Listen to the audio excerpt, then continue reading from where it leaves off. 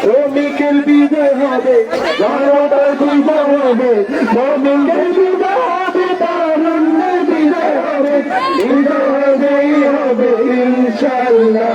চলো নির্বাচনে এলো সাড়ে পাল্লা, দেখো জামাত নিয়ে এলো সাড়ে পাল্লা, তারুণ্যের কে কমবে হবে দাড়ি পাল্লা। থাকবে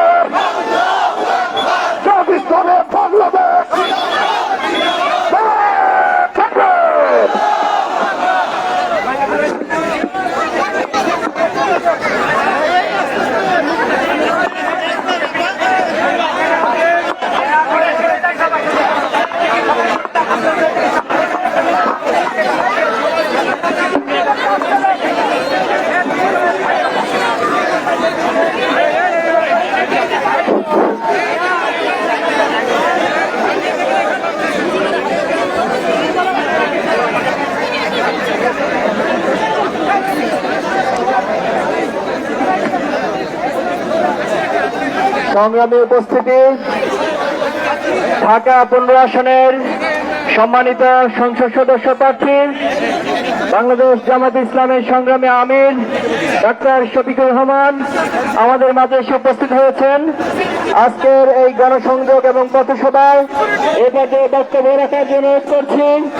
বাংলাদেশের আগামী দিনের ভবিষ্যৎ, বাংলাদেশকে সমৃদ্ধশালী একটি রাষ্ট্রে পরিণত করার জন্য, একটি ইজ্জতপূর্ণ রাষ্ট্র পরিচালনা করার জন্য যিনি সারাদিন অক্লান্ত পরিশ্রম করে যাচ্ছেন আমাদের সকলের সাথে ডাক্তার শফিকুর রহমান, আমির জামাত ডাক্তার শফিকুর রহমান ও আজকের এই পথসভায় প্রধান অতিথির বক্তব্য রাখছেন।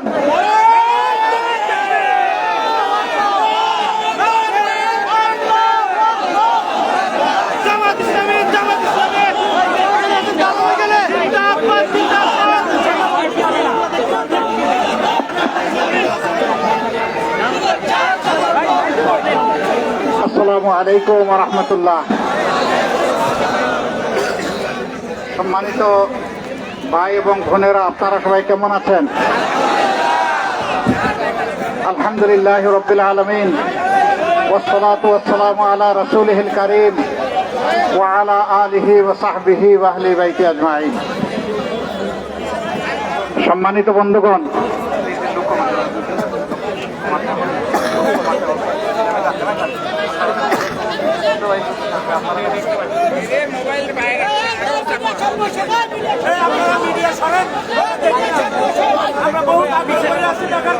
মহান আল্লাহ রাব্বুল আলামিনের শুকরিয়া আদায় করছি। আল্লাহ তাআলা স্বাধীন বাংলাদেশে আপনাকে, আমাকে, সবাইকে পয়দা করেছেন।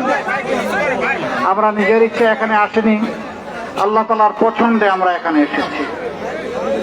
আমরা আল্লাহ তাআলার কাছে কৃতজ্ঞ। তিনি একটা ভালো দেশ এবং জাতি আমাদেরকে দান করেছেন। বলবেন যে হিসাব তো মিলাতে পারছি না, দেশ না হয় ভালো মানলাম, জাতি কেমনে ভালো হয়? আমাদের জাতিতে তো অনেক সমস্যা। আমাদের সাধারণ ব্যবসায়ীরা, ক্ষুদ্র ব্যবসায়ীরা, দোকান মালিকেরা, ফুটপাতে যে ভাই বোনেরা অতি ক্ষুদ্র ক্ষুদ্র ব্যবসা করেন তারা, এমনকি রাজধানীর রাজপথে যারা ভিক্ষা করে তারা, গড় দুয়ারের মালিক, বাড়ি মালিক যারা গড় তৈরি করবেন, কনস্ট্রাকশনে হাত দিবেন, এই সব জায়গায় একদল লোক এসে হাজির হয়ে যায়, বলে যে আমার বাপ দাদার অংশটা আগে আমারে দেন। আছে না? এরাও আমাদের সমাজের মানুষ। এই বন্ধুদের প্রতি আমাদের আহ্বান, ও ভাইয়েরা, দুনিয়ার সমস্ত মানুষ চাঁদা তুলে জীবন চালায় না। মানুষ কাজকর্ম করে চলে, ব্যবসা বাণিজ্য করে চলে, ক্ষেত খামারে নিজের ফসল উৎপাদন করে চলে। একজন শ্রমিক সারাদিন রক্ত পানি করা, ঘাম ঝরিয়ে রিক্সা চালিয়ে চলে। তোমরা তাদের কাছ থেকেও চাঁদা নাও, এটি বড় লজ্জার। তারা যদি কাজ করে বাঁচতে পারে, তোমরাও পারবা। তোমাদের প্রতি আমাদের একেবারে আন্তরিক আহ্বান, তোমরাও আমাদের সন্তান, মেহেরবানি করে চাঁদা নেওয়া ছেড়ে দাও। আর আমাদের জাতিকে তোমরা জ্বালাইও না। অনেক জ্বালিয়েছ, যুগ যুগ ধরে, 54 বছর ধরে এখনো জ্বালিয়ে চলছো। এই জ্বালাতন থেকে জাতি মুক্তি চায়। আমাদের প্রিয় জাতি একটু শান্তি চায়।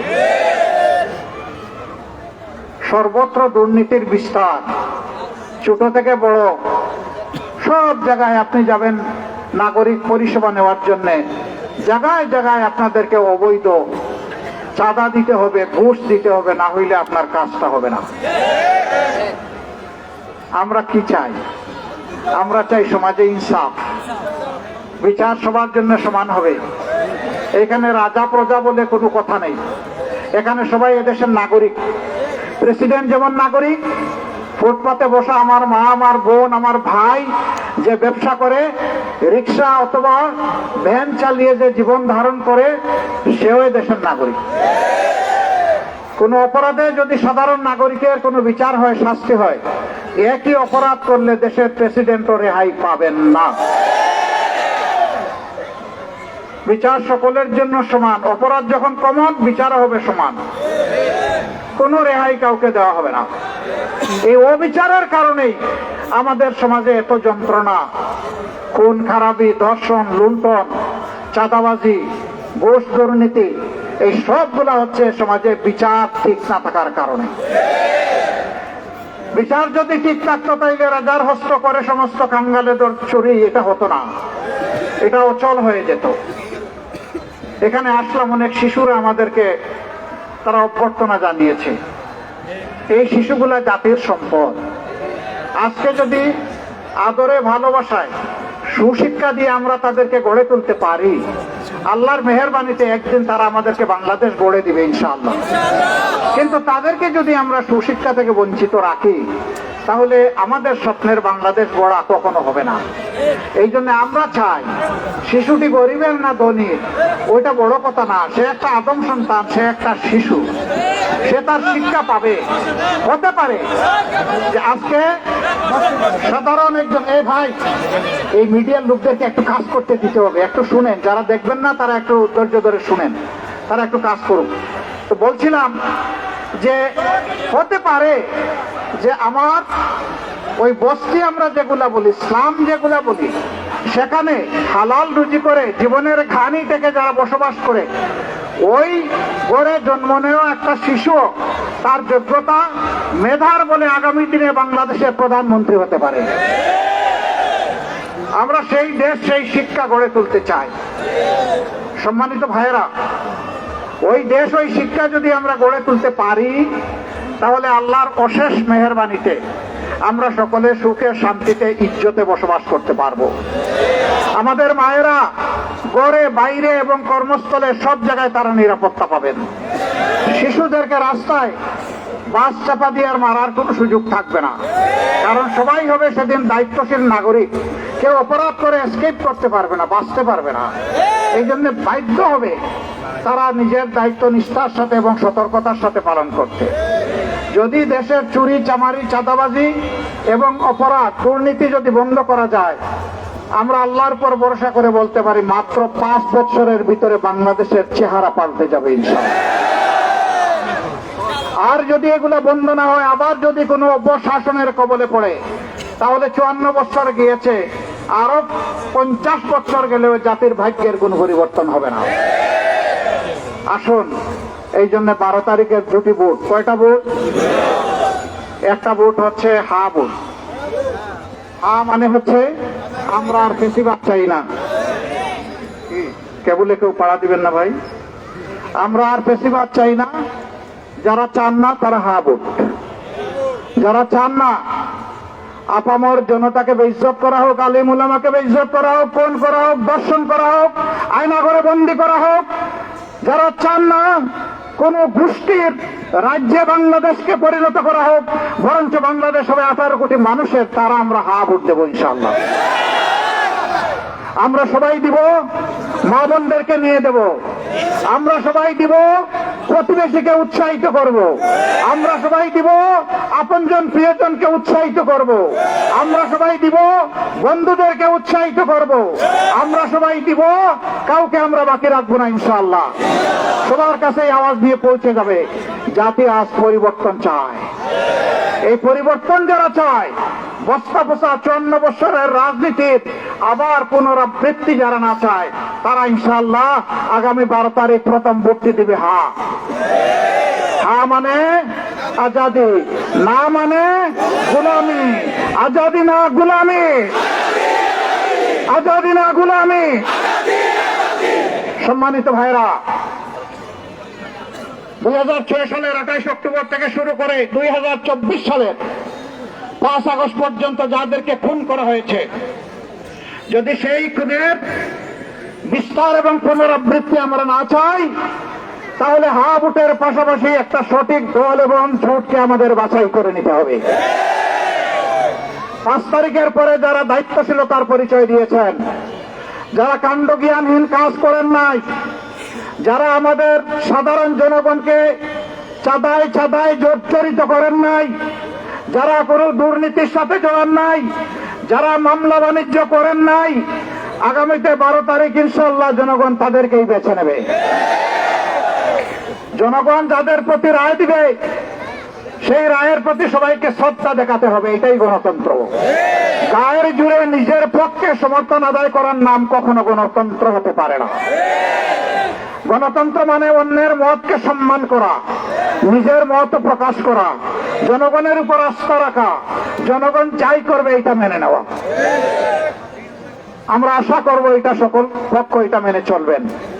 আফসোস এই 15 নম্বর আসন ছোট্ট একটি জায়গা, এখানে অনেক সমস্যা, জলাবদ্ধতা, খোলা ড্রেন, পচা নালা, রাস্তাঘাটের কিছু কিছু জায়গায় ভঙ্গুর অবস্থা, মানসম্মত শিক্ষা প্রতিষ্ঠানের অভাব, মানসম্মত চিকিৎসা সেবার অভাব, নিরাপত্তা, মাদক, সন্ত্রাস, এই সব কিছু এইখানে আছে। আমরা আপনাদেরকে কথা দিচ্ছি, প্রিয় জনগণ, আপনাদের বিবেচনায় যদি আমরা পছন্দের হয়ে থাকি, আপনারা যদি আমাদের উপর আস্থা রাখেন, আমাদের সমস্ত সামর্থ্য উজাড় করে আমরা ইনশাআল্লাহ আপনাদের আস্থার প্রতিদান দেব। আমরা আপনাদের প্রতি কৃতজ্ঞ থাকব। আমরা দেশের মালিক হব না, আমরা দেশের সেবক হব। আমরা কোনো প্রজাতন্ত্র, মানুষকে প্রজা বানিয়ে শোষণ করব না। জনগণের সম্পদের পাই পাই হিসাব আপনাদের হাতে তুলে দেব। কারণ এই ট্যাক্স আপনার, আমার কাছ থেকে হিসাব নেওয়ার অধিকারও আপনার। ট্যাক্স আপনার, দেশটাও আপনার, দেশের মালিক আপনারা। সুতরাং মালিকরা যারা সেবক তাদের কাছ থেকে হিসাব নিবে, এটাই স্বাভাবিক। আমরা আপনাদের সামনে সমস্ত হিসাব স্বচ্ছ করে দেব। যুবক বন্ধুরা, তোমাদেরকে বেকার ভাতা দিয়ে অপমানিত করব না। তোমাদেরকে যোগ্য নাগরিক হিসাবে গড়ে তোলে যোগ্য কাজটা তোমাদের হাতে তুলে দেব। আর তোমরা তৈরি হয়ে যাও আগামীর বাংলাদেশ পরিচালনার জন্য। আমরা তোমাদেরকেই নেতার আসনে বসিয়ে দেবো ইনশাআল্লাহ। তোমরা থাকবা প্লেনের ককপিটে, আমরা বসবো প্যাসেঞ্জারের সিটে ইনশাআল্লাহ। তোমরা বাংলাদেশকে সেই গতিতে সামনের দিকে এগিয়ে নেবা। তোমাদের উপর আমাদের আস্থা আছে। আমরা আমাদের যুবকদের কাছে কৃতজ্ঞ। আমরা 15 বছর অপশাসনের বিরুদ্ধে লড়াই করেছি। অপশাসনকে আমরা সহাইতেও পারি নাই, বিদায়ও করতে পারি না। আমাদের যুবকরা তাই করেছে, এই যুব সমাজ করেছে। তোমাদেরকে সেলেও তোমাদের প্রতি আজীবন আমরা কৃতজ্ঞ থাকবো। তোমাদের ভাই আবু সাইদ, তোমাদের ভাই আবরার ফাহাদ, তোমাদের ভাই শরীফ উসমান হাদির বিচার এই বাংলার মাটিতে হবে ইনশাআল্লাহ। যদি সেই বিচার আমরা নিশ্চিত করতে পারি, তাহলে আমাদের মায়েদের গর্বে এবং ঘরে ঘরে বীর জন্ম নেবে ইনশাআল্লাহ। 18 কোটি মানুষের এই বাংলাদেশে যত বেশি বীর জন্ম নেবে, বাংলাদেশ ততটুকুই নিরাপদ হবে, বাংলাদেশ ততটুকুই সামনে এগিয়ে যাবে। আমরা প্রিয় জনগণকে কথা দিচ্ছি, সারা বিশ্বের সাথে আমরা চমৎকার বন্ধুত্বপূর্ণ সম্পর্ক গড়ে তুলব, কিন্তু কাউকেই আমরা প্রভু হিসাবে মেনে নেব না। এই জাতি আর কারো কাছে মাথা নত করবে না। এখানে সেখানে বিভিন্ন জায়গায় আজকে ইনসাফের পক্ষে গণজোয়ার সৃষ্টি হয়েছে। যেখানে যাই দৃশ্য দেখে অভিভূত হই আর আল্লাহর শুকরিয়া আদায় করি। এটি আল্লাহ তাআলা পয়দা করে দিয়েছেন। মানুষ চেয়ে আছে চাতক পাখির মতো 13 তারিখ থেকে একটা নতুন বাংলাদেশ দেখবে। পুরাতন ব্যবস্থায় নতুন বাংলাদেশ কায়েম হবে না, নতুন ব্যবস্থা আনতেই হবে। অতীতে যাদেরকে পরীক্ষা করা হয়েছে, নতুন করে আর পরীক্ষা করার কিছু নেই। এখন নতুন কাউকে এই দায়িত্ব দিয়ে সহযোগিতা করতে হবে ইনশাআল্লাহ। সেই দায়িত্বটা হোক ইনসাফের প্রতীক দাঁড়িপাল্লার পক্ষে। আমরা আপনাদের দোয়া চাই, ভালোবাসা চাই, আপনাদের সমর্থন চাই, আপনাদের ভোট চাই ইনশাআল্লাহ। 12 তারিখ সারাদিন আপনাদের ভোট দিবেন, আর ভোটের হিসাব সমঝে নিয়ে তারপরে ঘরে ফিরবেন। আমরা কিছু কিছু ভাইদেরকে আহ্বান জানাই, আপনারা ভুল করে আমাদের মায়েদের গায়ে হাত দিয়েছেন, তাদেরকে অপমান করেছেন। মনে রাখবেন, আপনিও মায়ের পেট থেকে এই দুনিয়ায় এসেছেন। আল্লাহর কসম দিয়ে বলি, মাদেরকে অপমান করবেন না। যারা মাদেরকে অপমান করে, আল্লাহর শাস্তি তাদের জন্য অবধারিত। আর আমরাও পরিষ্কার বলে দিচ্ছি, আর যদি মাদের নিয়ে কোনো অপমানজনক আচরণ করা হয়, মায়ের সন্তানেরা বিস্ফোরিত হবে, গর্জন করে উঠবে। কাউকে ছেড়ে দেওয়া হবে না ইনশাআল্লাহ। তবে আমরা দোয়া করি, যারাই ভুল করেছেন তারা যেন অনুতপ্ত হন, তারা যেন ভুলের জন্য আল্লাহর দরবারে ক্ষমা চান, এবং যে মায়েদের সাথে অসৎ আচরণ করেছেন তাদের কাছেও যেন তারা ক্ষমা চান। আমি আপনাদের সাথে আছি, আমি হঠাৎ করে এখানে আসিনি, 18 সাল থেকেই আপনাদের সাথে আছি। চেষ্টা করেছি ঢুকে সুখে থাকার, চেষ্টা করেছি করোনার সময় যখন সবাই দরজা বন্ধ করে ফেলেছে তখন সবার ঘরে পৌঁছে যাওয়ার। আমি চেষ্টা করেছি করোনায় নিহত মানুষগুলার লাশের পাশে দাঁড়ানোর, চেষ্টা করেছি তাদের পরিবারকে সান্ত্বনা দেওয়ার, চেষ্টা করেছি বিভিন্ন সময় বস্তিতে আগুন লেগে সবকিছু হন্যে হয়ে যাওয়া মানুষগুলোর পাশে দাঁড়ানোর, চেষ্টা করেছি যেখানেই যখন যে বিপদ হয়েছে সাথে সাথে তাদের পাশে গিয়ে সান্ত্বনা দেওয়ার,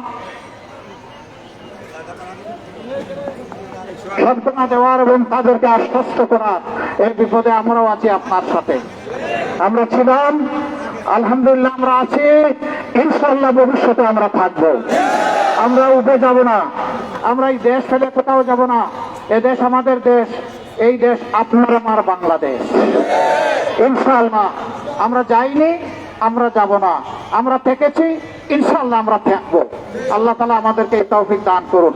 সবাইকে অসংখ্য মোবারকবাদ, অসংখ্য ধন্যবাদ, অসংখ্য কৃতজ্ঞতা। আসসালামু আলাইকুম ওয়া রাহমাতুল্লাহ।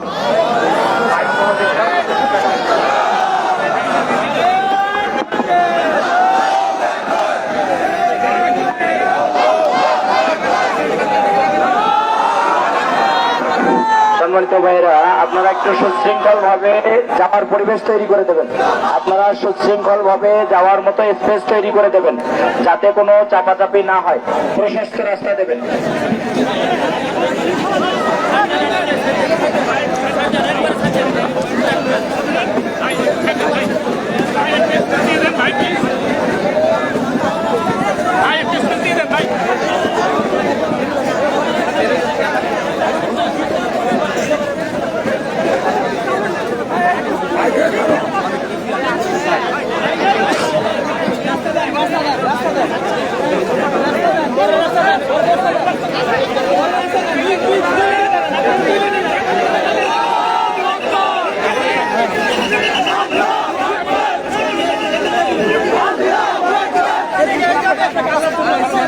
জিন্দাবাদ